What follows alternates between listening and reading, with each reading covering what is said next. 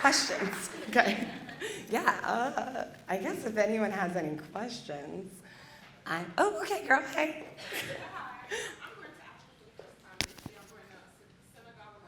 Oh.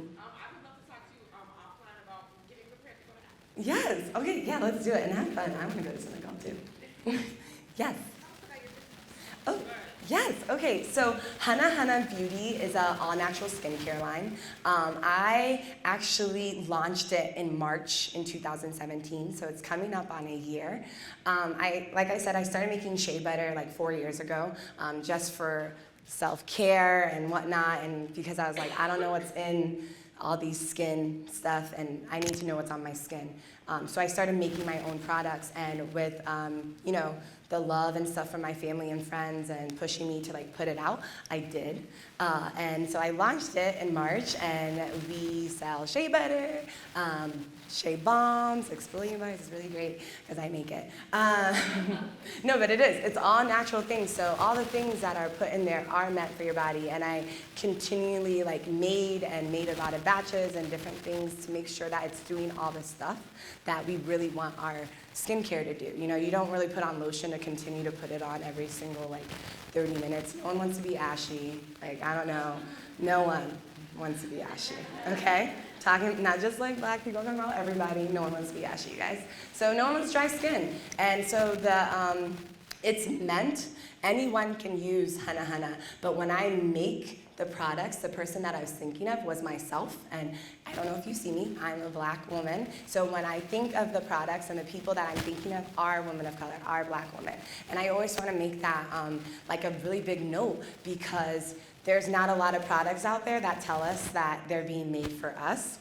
And I think that's really important, because there's a lot of products out there that are said they're being made for other people, which is great. Those are the products for other people. So I just like people to know that, you know, when I think and when I'm doing this, the people that I'm thinking about are these people, but every single person should use it, because shea butter is for all. But yeah. Yeah. Yes. Do you make all the stuff yourself? What are your supply chains like? Yeah, so I make all the things myself in my kitchen at home. I source all the raw shea butter, again, from Ghana, and I use other sourcings here. I guess I'll put this out here, but I'm actually really, my goal is for next year to be able to create and produce in Ghana, because I would love to be able to have just share that. And when I went back actually this time, a lot of people wanted to buy, but it's quite expensive because of the shipping, the exchange rate, and all that stuff. And the best thing, I think, when you are producing in a country or sourcing from a country, is to produce within that country too, so that that wealth and the money continues to grow there. So yeah, did that answer your question? Perfect. Yes? Is that how you're giving back to Ghana and women of color, or are you doing other things? Yeah, so basically, shea butter, the pricing of it is quite inexpensive.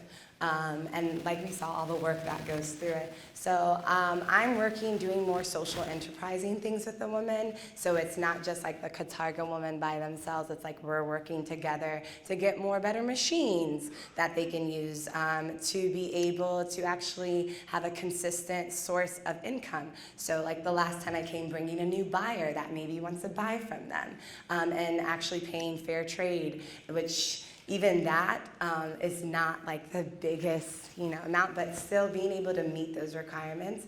And outside of that, the other day I was talking to my friend Dion about how, like, if someone asks me what I want to do, I just want to really be able to curate like learning experiences for people to be able to learn about certain topics that I know about and give that out. So working with kids, I still am a therapist. I'm actually working on the South Side right now as a school therapist.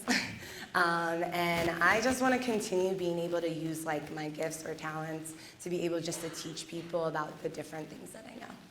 Yeah, yes. You said you're currently in graduate school. What are you studying and how do you plan on using that degree? Yes, so I am currently at Loyola University. If anyone's there? Okay, cool. I just always want to do a little call out. So I'm currently studying counseling psychology.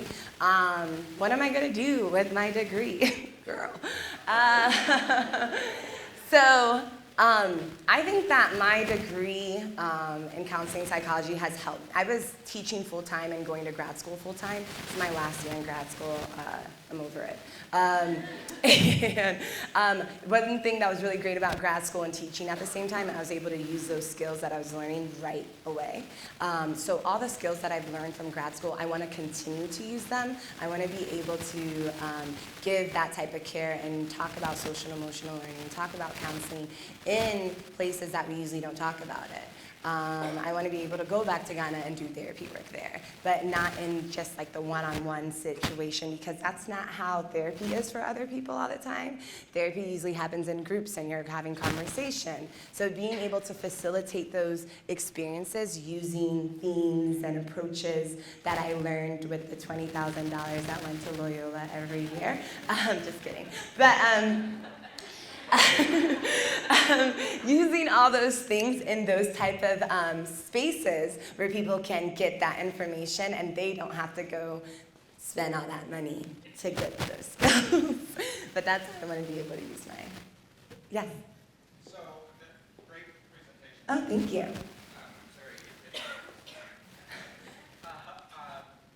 It's interesting that one of the ways you seem to work with your anxiety is to help other people kind of get out of your own head. Yes. Through an act of service. I wonder if you could say a little bit more about that as a general concept. Yeah. So yes, to do that, I have to do a lot of self-talk at home. So for me to even get up here in front of you guys, there was a whole entire routine that happened. And that is, I think, the most important part when you are someone that gives or are in spaces where you're working as a teacher or someone that's giving service, is to be able to work a lot on yourself and also know when to take things home. When I started teaching, I was like a wreck. I was like, everyone has problems. Oh my God, why are you looking like this? Don't look at me. Kids, kids, kids. Like, it was wild. You know what I mean? So yeah, it was a process for me to get here. And I think that's, again, something you have to think about. I genuinely enjoy being around people. I genuinely enjoy giving information, talking, and working with kids. I actually work like kids more than adults, so this is big for me, doing this. But yeah, I have to do a lot of work on myself. I have to really take time for myself. I have a really good group of friends that I can talk to and be honest to, and that can be honest with me. We always talk about, like, if you can't be honest with us, who can you be honest with? No one. Yeah, I have a really good, self-care routine or self-care group of people that my family, and I have a lot of support. So that's why I'm able to do that. And I also know that when I'm not doing that, it's also going to cause me more anxiety. I wouldn't be in a good corporate workspace. I would probably be the worst person to do that, because I would ask you about your feelings all the time and you wouldn't want to talk to me. But yeah, so yes. I'm wondering how you approach anxiety in children. Yeah, so I approach anxiety in children the same way. I talk about anxiety with children just like how I deal with it, because as a child, like I said, I didn't really talk about anxiety a lot.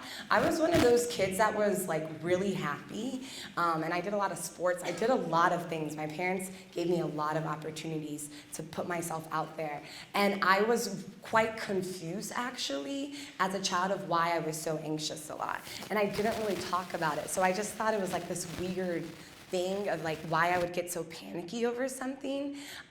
So with kids, I allow them to know that it's okay and how can we deal with it, and realizing they're at a process, because I think sometimes when we talk with kids, we think they're dumb, honestly, that they don't have just common sense. And a lot of kids actually do. And they usually have all these questions and things, and we kind of shush it away. It's like, oh, we'll talk about that later. Oh, we'll talk about that later. So most of the time, I allow kids to know that I'm going through some anxiety. I worked with high schoolers, and so we connected a lot on a lot of things that they're like, oh, no one ever talks to me about this. I'm like, girl, I'd be going through it too. It's okay. So I like to talk to kids just on a normal basis. Obviously, you're not going to talk about all of the types of topics, but being able for them to explore that too and give them the chance to explore their own anxieties and what helps them. Yeah. One more question. Okay, yes. You speak really cogently about your otherness in modern day should show empathy and grace. But it's also easy to harness that otherness to be so productive and positive and bad. Yeah. Do you think Oh, thanks. do you think anxiety is always a bad thing? Do you have some people you want to So I think you can allow anxiety to be overtaking of your life, right? I could easily allow all the things that are happening in this world, our everyday, not even in this world, in Chicago, right down the street, cause my anxiety. And there are definitely moments in my life where things were going really bad, that I could not go outside sometimes and look at people because I'm like, why are you not sad with me? You know what I mean? But being able to work through that, I think that anxiety, the word itself causes us anxiety sometimes. I think it's like stress. There's good stress and bad stress, and you have to learn how to use it. So I had to learn that all these things that are causing anxiety, talking about it helps. Talking to other people about it helps because they want to talk about it too. I think in the culture that we live in, not just Western culture, but outside and around, we don't really want to talk about these things. But when we do, you're like, oh, I didn't realize I could talk about it in this chill way instead of like a doctor's note and da-da-da-da-da. No one really wants to talk about it that way. So I realized how I like to talk about it and use it out there.